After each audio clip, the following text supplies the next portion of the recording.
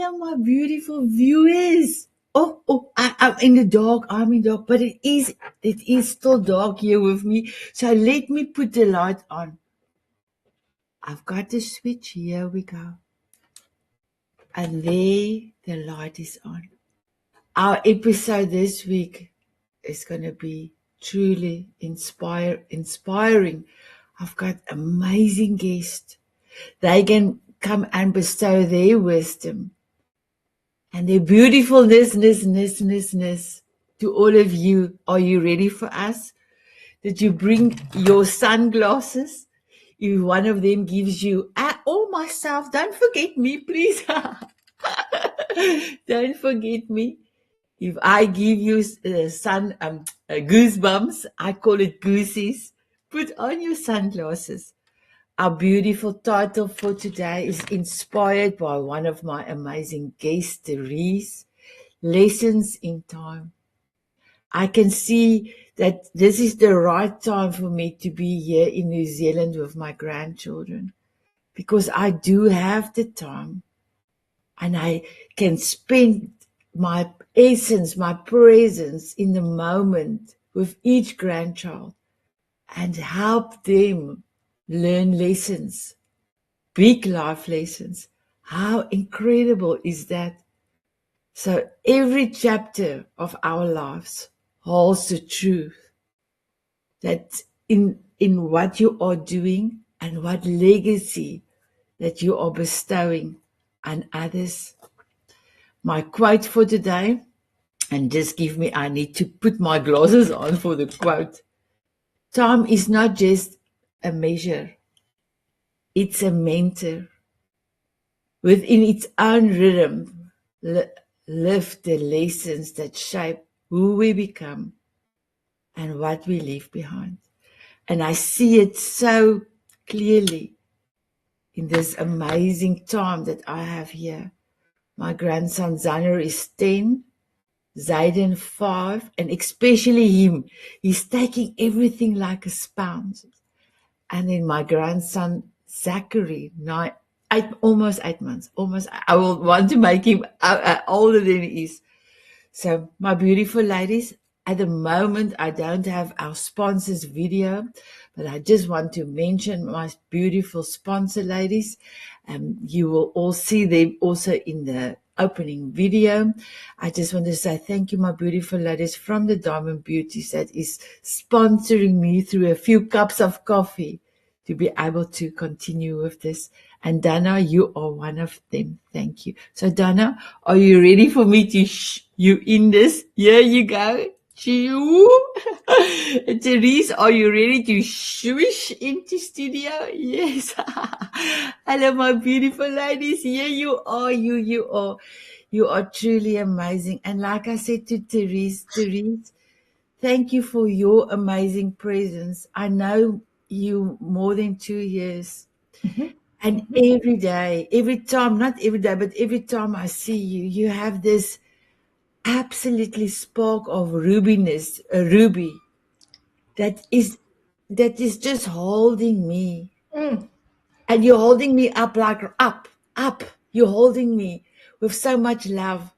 And I was asking God, what can the title be? And he said to me, Lessons in Time. And I thought, wow, I have to tell you that you have inspired me for this show and the description and the quote, everything. And how fitting that I can have lessons for my children, grandchildren that I've learned. And with all proudness, see what my daughter is doing to my grandchildren. It's the same that I've done for her. And she'd have also done some improvements because remember, when they were growing up, we didn't have all this technology things to protect the children. So she is doing such a great job, and I'm so, so proud of her. So I'm going to start with you, my beautiful Therese. Can you please introduce yourself and tell us where you're from and tell us something that nobody knows? Oh my gosh. Okay, I'm Therese Skelly. I live in Arizona. I'm a native. I have I've got sun. I love the sun. what do? I work with women. I call myself the intuitive business mentor, and I blend my background of being a psychotherapist, a business coach, and an intuitive, and it's pretty magical. I have access to stuff that most people don't know because of the intuitive aspect of it. It's really, I just feel so blessed. I just love, and I always give credit to God. I really am like, whoa, what a gift. Holy heck. Okay. Thank you. I'll use it. And I just am humbled by the gift I get to get. What nobody knows about me. Oh my, well, you probably don't know this. I used to ride a unicycle when I was younger. I could ride a unicycle. So I know. Woo woo. That's amazing. We'll start with a unicycle. So yeah. I love it. I love it. My beautiful DonnA.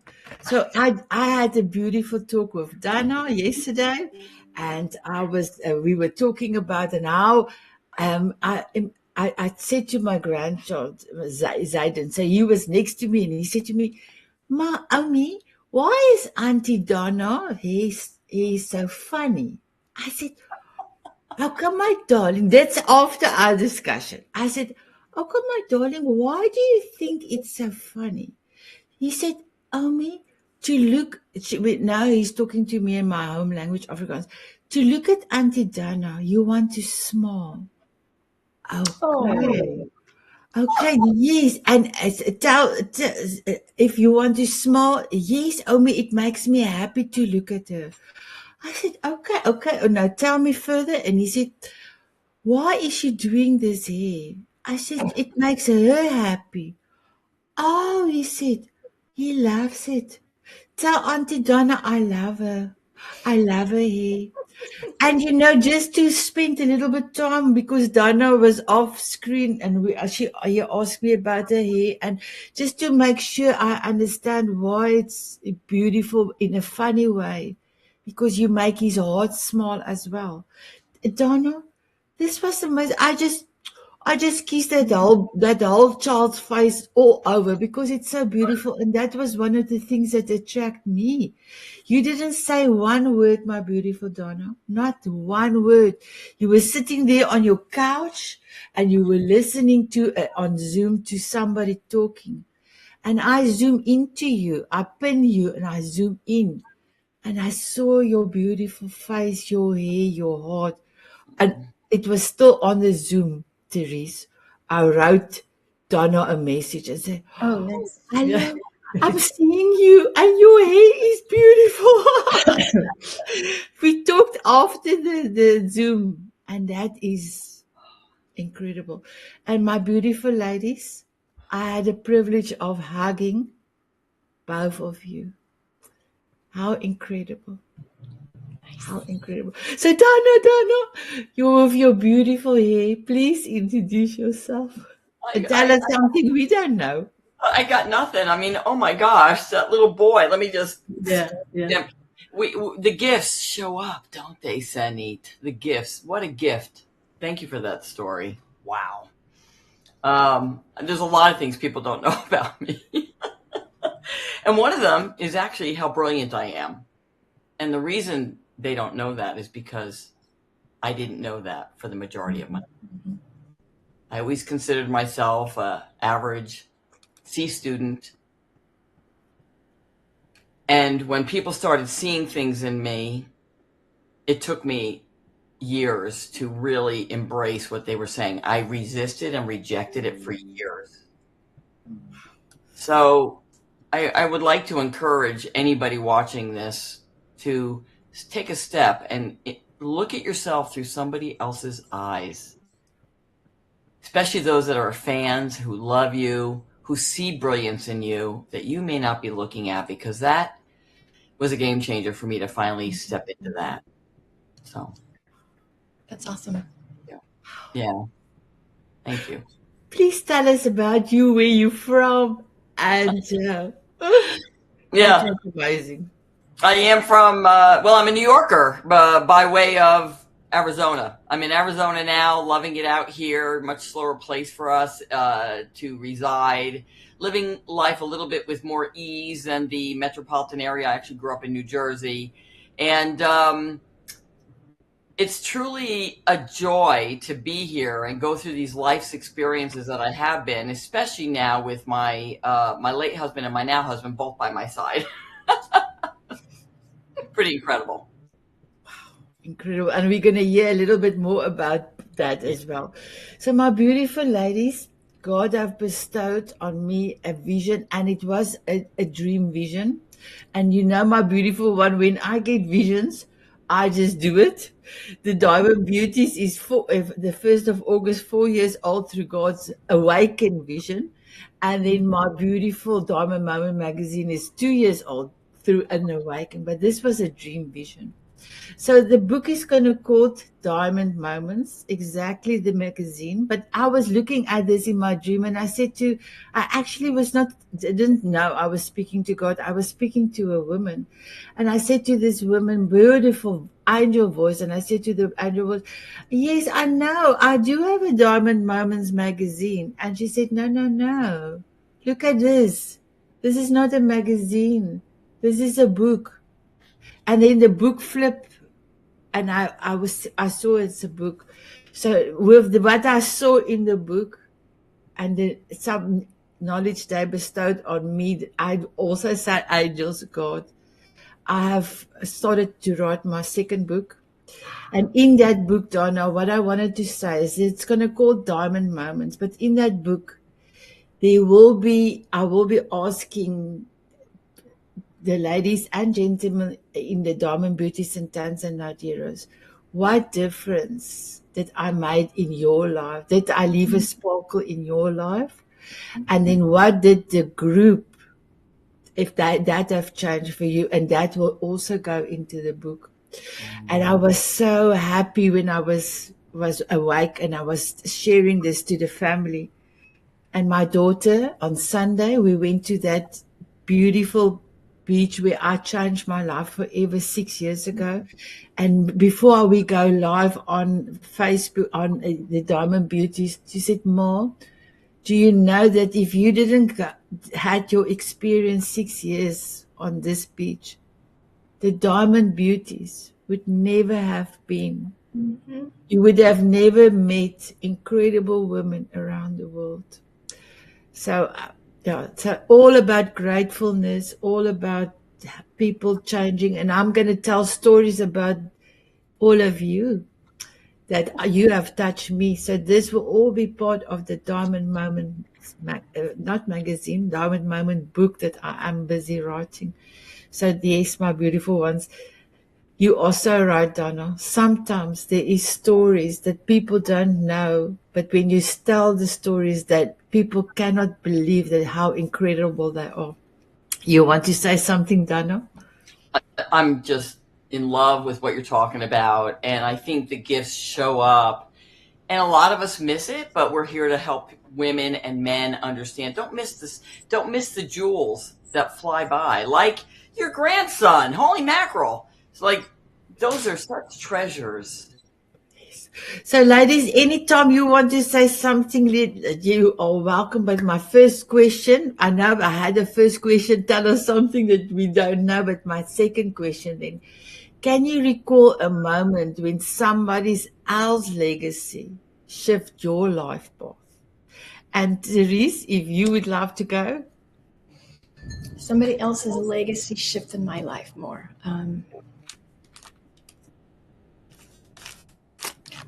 I'm going to tell you a story, and I think it's legacy. So it's very personal, and it's the power of witnessing. So I have my one of my most favorite humans in the world is my Aunt Judy. She's 88, and we hang out a lot. I just see her every week, and she's like a mother to me. My mom died 10 years ago, so Auntie is like so precious. And I was the family, we were the ones on the wrong side of the tracks, difficult upbringing, alcoholic parents. And Aunt Judy's family, they're the ones that were living well and, taking care of the neighbors and the people. And they were just beautiful social justice. They really lived too much has been given, much is expected. And so they were very generous. And I love my aunt, but in the last 3 years since my uncle died, I'm there, right? And we were sitting out one night, and I had a very difficult childhood, a lot of pain, a lot of stuff. And so we were on her patio, we were having a little bit of wine, and she said, "I'm so sorry that we couldn't have been there for you." And I said, "What?" She said, "We didn't know what to do." And I said, "This was 60 years ago. Nobody talked about alcoholism and abuse like it is today. There was no awareness." And she just said, "I feel so terrible that Uncle Jimmy and I couldn't have helped you and your brother." And it was so like, I could cry just talking about it. It's because like the legacy of, they were people that took care of their family and took care of their community. They fed homeless. They did everything. And here, so my little wounded inner child was like, oh my God, even though she wasn't there 60 years ago, because nobody knew of what was going on in my family, it was like, I was so healed.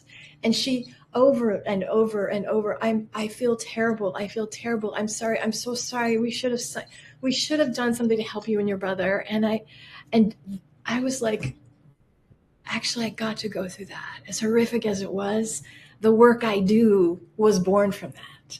And thank you for wanting to take care of me. Like it was so magnificent. This family of people that were solid and good and never got divorced and did all the healthy things. And I'm now kind of part of that family, but it was so magical. Like, wow, it's never too late to say, I'm sorry that happened to you. And if I could have been there, I would have been. I was blown away by the healing. Therese, you were seen. I was seen because I, as an adult woman, I can see the hell out of myself.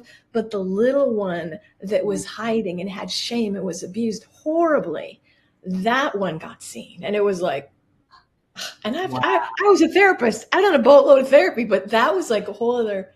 So the legacy of taking care of people and seeing and holding space and just going, that was terrible. It shouldn't have happened. I'm so sorry I wasn't there. And the apology, it wasn't even hers to apologize for it, but it was stunningly profound. Yes. It's incredible. And I do believe you also set her free, her heart and her mind free by telling. Exactly. And I'm like going, you're doing it for me now, Auntie. It was like, so she got absolved of feeling guilty or responsible. It was magical, just magical. So, Therese, that is an incredible story. Thank you. It's an incredible story. There's so many people that for years are going around with shame and guilt. One of the things I just quickly want to mention, and I can say this with all honesty, for 48 years, I always blamed myself. Why didn't I speak up? And it took that beautiful date of no return, 6th of April 2019. It took a therapist 2 months after that date, because when I'm back in South Africa, I went to a therapist to see why I'm holding on to the weight. And he said, did you ever forgive the others that hurt you? I said, yes. And he said, did you ever, by the way, he said to me so cocky, did you ever forgive yourself? Ooh.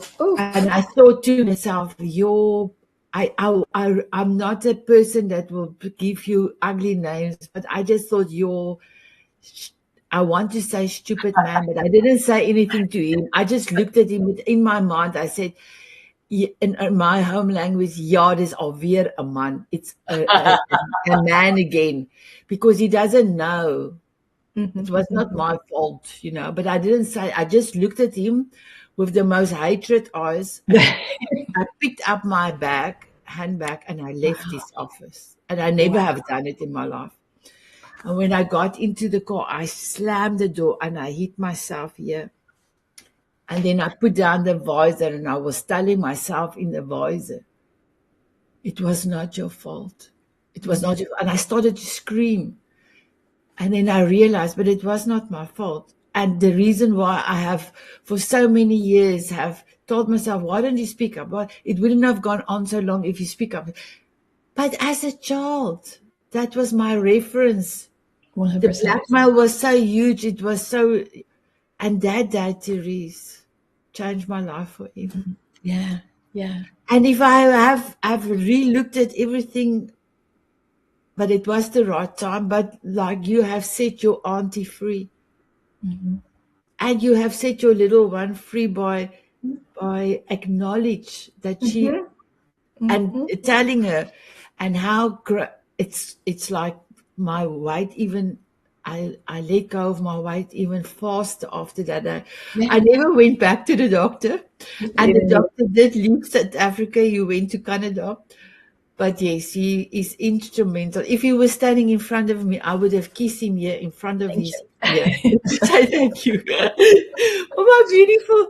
I never thought I'm going to tell that particular story on this show, but that's how this show There we go. is going. There we go. And my beautiful DonnA. And on your side, you have somebody else's legacy have changed your path. Oh, I always say adversity will get us where we want to go. And when we give love and extend that heartfelt appreciation and gratitude for the lessons that we learn from the people that we eventually grow apart from, it's priceless. So it's interesting. I always say my greatest teachers, I've had people in my life who were quite close. Thank you. In my family. And we interpret things as children that aren't necessarily true. And then if we talk to Dr. Joe Dispenza and we hear what he says, 50% of what we think we remember, 50% of what we think we remember isn't even true. We embellish. So I have learned through many mentors to change the story, and that energy is real, and that we can change the story even if they've departed already. And I did a whole exercise just recently, a couple months ago, of unknitting an Afghan that my mother happened to make, which made it even more special. And every time I unknit it, I offered love to people that I felt hurt from, that I was angry at. I'm no longer angry. I did the Oko Shibono or whatever that Hawaiian prayer is. Do you forgive me? Thank you. I love you. I forgive all that. And it is amazing that we can be free. We don't need the other person. I mean, it was beautiful, Therese, that your aunt was there and you got to have that exchange. But it doesn't always work that way, does it? Usually not. And still release and forgive even if they have departed already. And that's like the biggest secret of the universe. Like, people don't know that. Wow. Yeah. I have goosebumps. Thank you. Thank you, DonnA. In part, I just want to say I am so grateful I chose my mother to be my mother, which, yes, I'm a believer in that. And she was an amazing woman, and my father was amazing too, and he had his place, right? But I had at least one fan in the family as I was growing up. As I separated from the family to go on my journey back then, back in the 70s, they called it going to find yourself. And my mother was always that cheerleader. And when I came back after 20 some odd years, and it wasn't like I went anywhere, but I withdrew so I could heal and change things in my underlying layers. And I was almost guilty. I almost felt bad. I felt like I was going to be berated when I came home, right? You know what my mother said to me? She said, honey, it is every child's rite of passage to leave home. And it is every child's rite of passage to come back. So life-changing every step of the way for me. Yeah. Wow. Thank you. That was amazing. Thank you. Thank you, my beautiful DonnA. So, my beautiful ladies, what values are you intentionally passing on to others?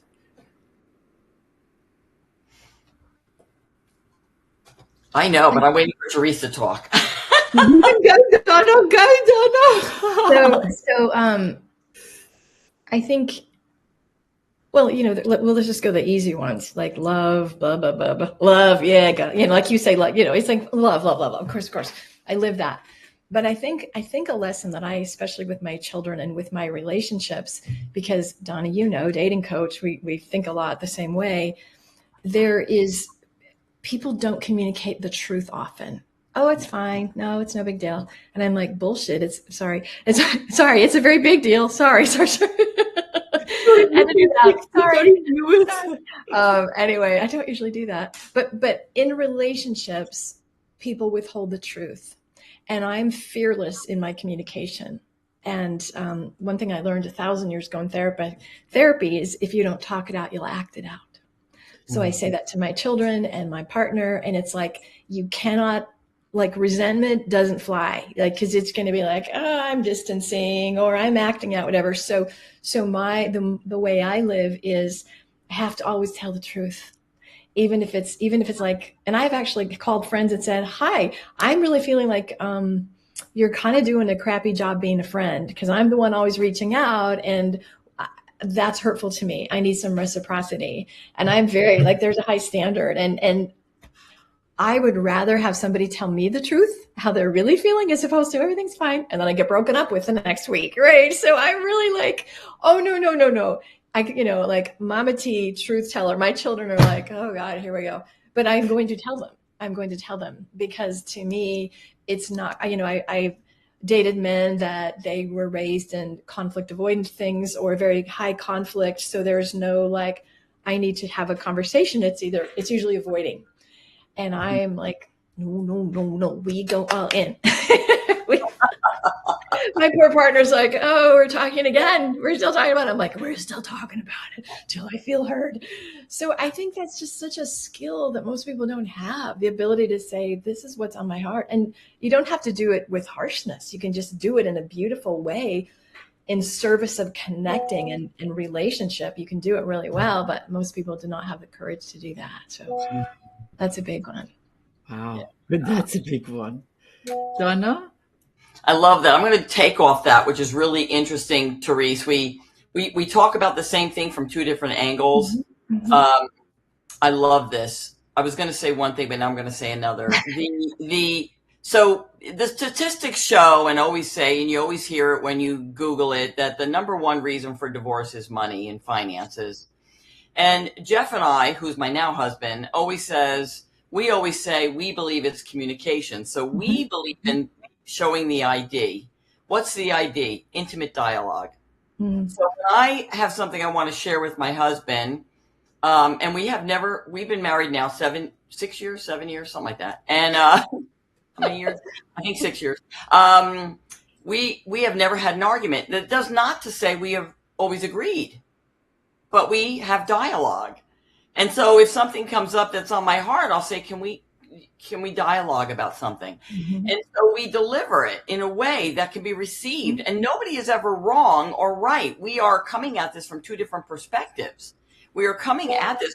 So one of the really cool things I will say, now my now husband, Jeff, was brought up very religious, born again Christian, used to be a youth pastor, got his doctorate now. So he's still, I guess, has a religious certificate. I don't know what to call that. I was brought up Catholic, but what I love about that is when I met him, I saw right away that he was from a very traditional religious upbringing. And I showed him, I said, look, I sent him a video from Abraham Hicks. And I said, this is how I roll. So if you don't, I said, like, if this doesn't resonate, if you can't handle this, you don't need to pursue me. And one of the things he has always said since the beginning of time was that out of everybody he's ever known in his entire life, and he has known a lot of people, that nobody walks in love the way I do. And so when people want to talk to me and ask me about religious qualifications, I simply say, I can't put God in a box. I'm not here to do that. And I'm not asking you to do what I do or believe the way I believe. But I'm also asking you not to judge me. Now, you can judge me. That's okay. People judge all the time. But, and so what's happened is people in his world, my bonus children are getting to know me through a different lens that they never expected. So it's super cool when we have that opportunity, isn't it? To shine our light. So good. So good. Incredible. So for me, I want people to know that they can do anything they put their minds to. I'm teaching the children, especially the 5. I can't, Oma. No. There's an Afrikaans saying, kan nie is dood van kry was dood. So I'm going to direct translate it, but I don't think it will make sense.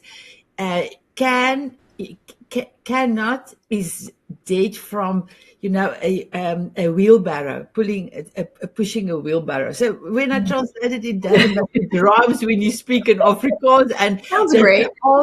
That's an old Netherlands saying that we adopted in South Africa. So he comes to me and he will tell me, Omi, he will grab my face and say, Omi, I can. And guess what? I did it. That is one of the things I wanted to, and I wanted to teach my children never to give up. Never to give up. Even if you are going with your left foot with the steps and that's not working, go with your right foot. Turn around 360 and do something different. So that's what I want to leave with for my children and other people as well. So my beautiful ladies, now it's time for you to tell us what you do, what legacy you would love to bestow. And both of you have done a book as well. So please show us your book. Tell us a little bit more. So we do have quite a few more minutes.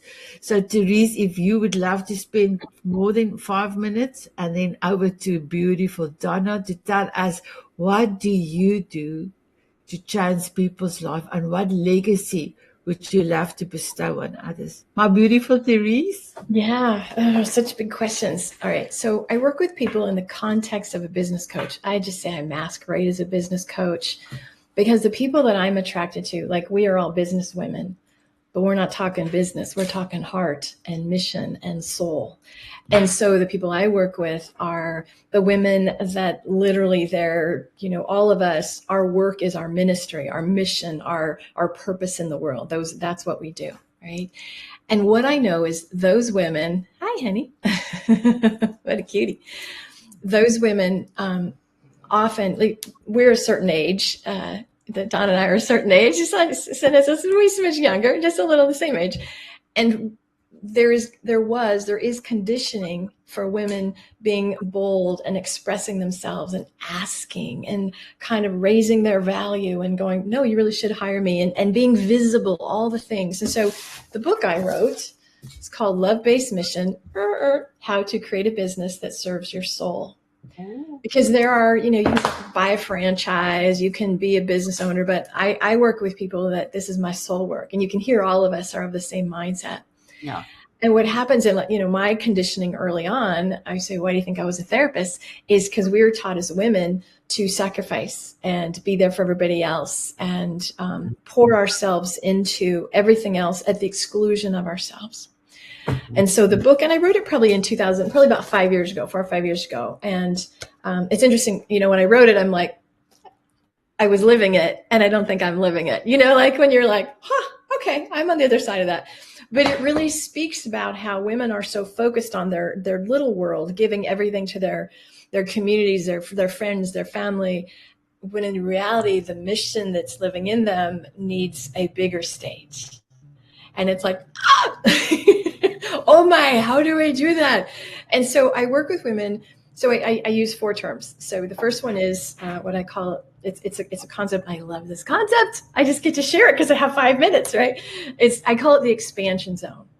And so this is what happens. This is part of the problem. And you could apply it to dating or business or, losing weight or finding love, anything that you have a desire in.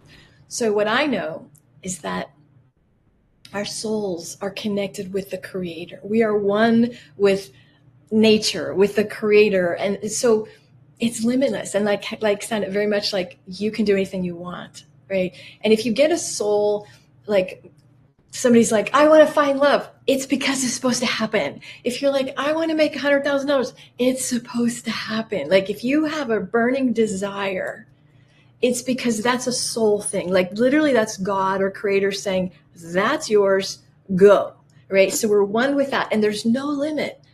So that's the soul part. Thanks for the glasses, girls. And so then our humanness, the body, the subconscious is like, ah! Oh, whoa, hold on. Wait.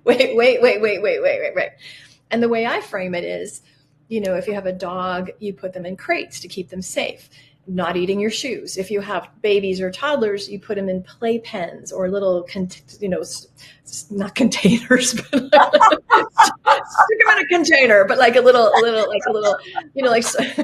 I'm doing great with the words today. You put them in places whereby they're not going to run in the street.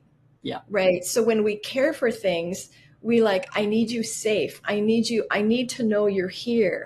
Well, that's the subconscious mind, the subconscious, the limiting beliefs, all the parts of us that never were believed in, never got it.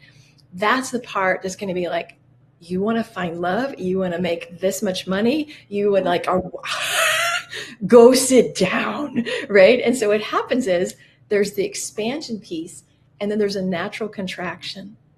And so some of us, like the three of us, we just listen to like, all right, God, wacky, but I'm a yes. Okay. We just go. And then when we hear the voices, or, for me, what happens, I don't get the voices like, you're a fraud. I don't get that. I get like, wow, I broke my hand. That was weird. my body gets thrown down. I'm really stubborn. So they just, so there's something in your life that like makes you stop. And so the work I do is to say, you can navigate that. I know you feel like a fraud. I know you're scared. I know you don't know how, but this is your soul. Let's do your soul's work. Okay. So that's expansion and contraction. Then the next piece of formula is alignment. Have you ever had a goal or somebody said, you should really do this? This would be so good for you. And you're like, oh, that sounds so good. And you get home and you're like, huh. Right. And so what happens in my world is people often work with mentors. They pay thousands of dollars and they come to me like, I couldn't do it. And I feel so stupid. I lost so much money because likely the values were not similar. When I was young, I had coaches, very famous coaches saying, you're using your children as an excuse. And I'm like, bye-bye. So very often, if you don't have either a path or a program that is aligned with your values, it's not going to work.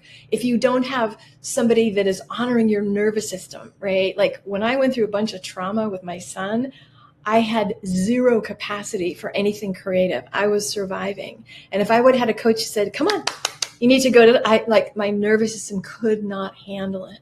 Right. So you need to have an aligned nervous system, aligned goals, aligned vision, and an aligned path. Because if somebody says, you need to make 30 cold calls a day, I'll be like, not your girl. Right? So that's the thing is all the strategies that I work with, they have to be in alignment. So I'm not the one that has the formula. I'll say, what do you think about this? To me, it's like we co-create. It's not a hierarchical thing. And the last part of it is what I call embodiment. It's got to be living in you. And I'll give you this, the greatest, again, I'll tell you, I use a pendulum, right? I really tune into energy. And I was working with a woman who I had worked with for years, and she was creating a course. So she is an acupuncturist. And so she was doing hands-on service delivery, and she wants to create a course.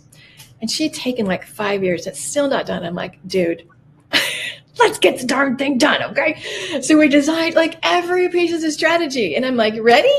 And she's like, huh. I go, okay, hold on. Here's embodiment. I say, where in relationship to your body is the course? She goes, oh, it's way up there. I say, okay, what needs to happen? So we had to work on, again, her safety. We had to make her vessel be more open, more capacity. And I say, okay, hun, bring the course down in your body. Whew. Guess what? She can now sell the course. So it's not enough to have goals. So a lot of people work in like, I need action plans, I need goals, I need strategies. But if you don't do this energetic pieces, if you're not embodying it, and what embodiment means, like, Sanet, you do it better than any, like you are the embodiment of self-love for me. Like it oozes from you. It's not a concept somebody's telling you to talk about, it's a strategy. So the embodiment is, I am the one who, I say, give my clients that, I am the woman who. I'm the woman who helps. I'm the woman who makes this money. I'm the woman who, I am is I'm owning it. It is living in me. I'm the embodiment of the work I do. So I'll mic drop that one. That's what I do. How I do it. Yeah, okay. I've got goosebumps, and I love to say boom shakalaka. That was hectic. Preach it, girl. Preach it. Oh my God, that was so good. I took notes. I'm like, forget about the rest. I'm taking notes. Like, okay, sure, cool. Yeah, thank you. Oh, Thank that's you. so good. I just want to let you know, my beautiful one, connect with my two guests. And in the show notes below, all the details will be there. I will also give you a link to their books so that you can go and buy their books. There's also a link down below where you can actually go and view. They were both on the Author's Journey TV show, where a panel of us ask them both questions on their book. Please, down below. Oh, DonnA, your turn, my girl, your turn. well, first I have to just sit for a moment, Therese. That was so good because,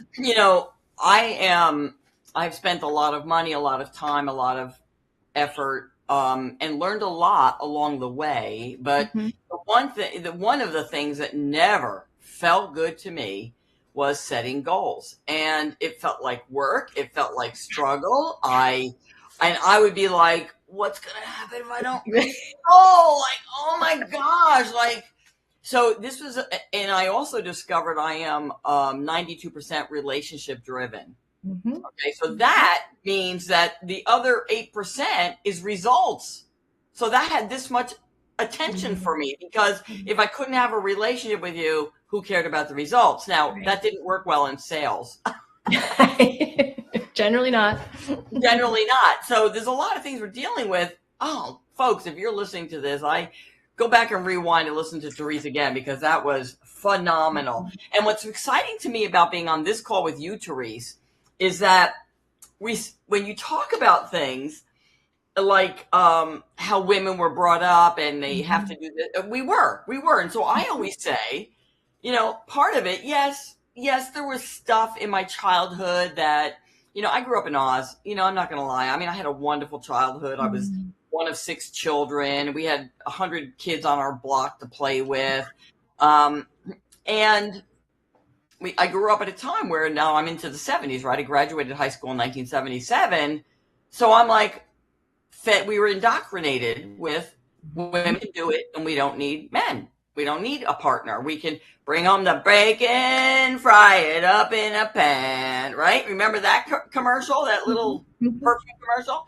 And so what's fascinating to me is the women who show up in my membership, in my classes, on my courses, not one of them has said to me, you're right, I don't want a man to help. I don't want a man to, I disagree with you. Every single one of them without fail says to me, I want a partnership. I want to be cared for and adored for, but from a man. I like alpha men. I want a man to pay the bills. I want a man to help me pay my mortgage. Why were we saying we didn't? That's the big question, right? Why were we saying I can do it alone? I don't need you. So this is where I come in as a dating intuitive, because yes, we are dealing with our experiences as we grew up, right? And Teresa, you have part of this approach where we're similar and yet different, which is just beautiful. Yeah. So literally, and I'm looking at my notes based on your talking, because I think it's so energetically connected that we grew up thinking we don't need anybody, we can do it alone. And when we really dig a little bit, that then translates not to we just don't even need a partner, but we don't need anybody. And if we don't do it alone, then we're a failure. Isn't that fascinating? And yet nobody gets to the top or accomplishes anything alone. So what a conflict in I'm getting my own chills here. I mean, what a conflict in our messages of what we're trying to accomplish and what we're dealing with, right? So what's really fun along this, as I segue into my legacy, is when I went out dating in my early 20s, I read all the books. You can see them here. Men are from Mars, women are from Venus, he's not into you, the rules, I read them all, I studied them. I like to say I got my doctorate in dating. And then I proceeded to write a book. What did I do with it? Here it is. I started to write the book with no vision, by the way, of what I was going to do with it after it got published. Okay? I didn't have a vision for that.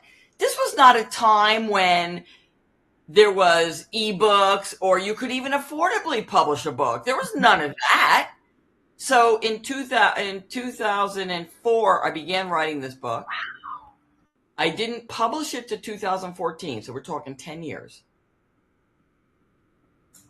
It was just a little while ago when I realized, wow, I did something before people were doing it. I was a woman before my time. This book ended up becoming my love journey on the way to meeting Pietro, my late husband. Right? So I met and married Pietro. He was the last person I spoke about in this book. So we get back to the legacy again. When he passed away, it dawned on me, this book will never go away. It's a love story of how I met and married Pietro. His kids, his grandkids, his great-great-great-great-grandkids are going to have access to this book. And they're going to know about the love story between him and I. So now we fast forward another 10 years. We're in 2024. And by the way, the information in this book never goes out of style because dating doesn't. The apps might change. The formula doesn't. He passes away in 2016. And a year and a half later, I meet Jeffrey. But before meeting Jeffrey, when I was getting my courage up to go back out there and date, because I'm a woman who loves to be with men. You know, I like all the good stuff. I went back and read my own book. I said, it worked so well the first time. What did I do? And then I discovered I had a formula. I never even knew I had a formula. I'm like, oh my gosh, I got a formula in this thing. Oh, so now this book is in Taiwan. It's in Japan. It's in Italy. I mean, the book is all, and now I'm promoting the book because I'm on podcasts and shows like this and being welcome to talk about it and I've had women say testimonies. I say, DonnA, you're reminding me to straighten my crown. Reminding me to straighten my crown. So legacy, yes, thank you. Thank you. Legacy, you bet you. And you know what? I got 2 more books in the hopper. And I'm asking my spirit guides and God and my angels, when's the right time to get that published? And it's been a journey, but it's never ending. So I've already created a legacy. If I do nothing else right now, my legacy has been created. But why would I stop? It is so much fun. I'm helping my now bonus daughter go out and date and help her understand her value. And her countenance has changed immensely in the years I've known her, that I'm so excited for her because I know what's coming. And who she would have settled for 4 years ago, 5 years ago is very different than now because she has changed. So what it's about. Do I still love my late husband? Absolutely. He still shows up literally. He's a spirit guide of ours. Guess what? I'm not the same person I was when I met him in 2007. And so now I attracted Jeffrey. So it's wonderful being with a partner who gets you, who supports you, and we blow wind under each other's wings. This is not a one-way street. So the legacy has been created. Ladies, you have created the legacy already. If you do nothing else, your legacy is created. And now we get to continue because your kids, your grandkids, your great-great-greats are going to know about your book and your work through all the social media and all the Amazon and all the ebooks and all the links that are still going to be out there when we're long gone. How cool is that? That's incredible. Incredible. She's on fire. Girls on fire. I tell you, my beautiful ladies, you are both exquisite.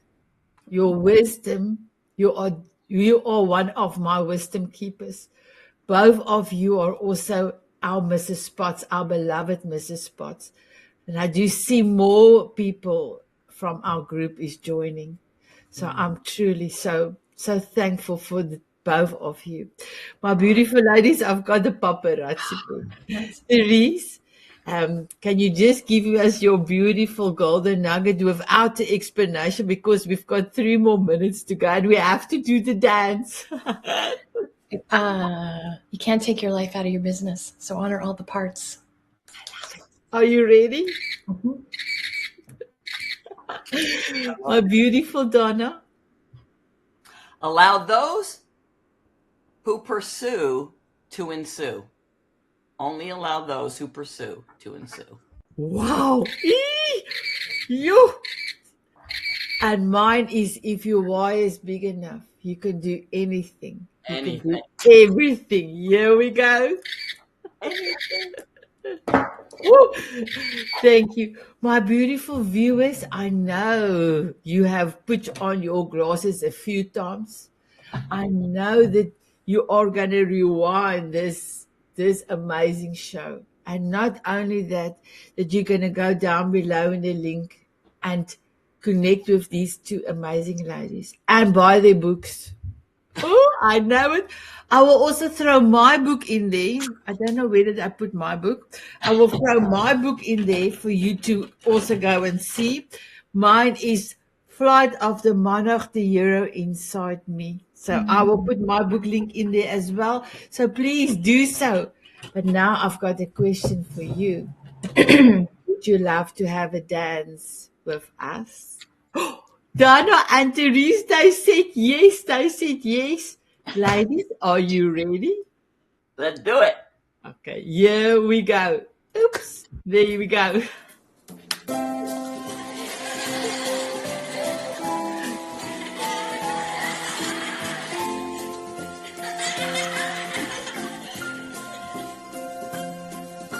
Woohoo, Therese, I love it. I love it. I have no sunglasses, but I got crystals. Walking on sunshine or dancing in the rain. Sprinkle I love this. I love this. so I can fly away. Smiling at a moonbeam or squinting in the sun. Sprinkle me with fairy dust and cover me with love. From butterflies to eagles. Bye, everyone.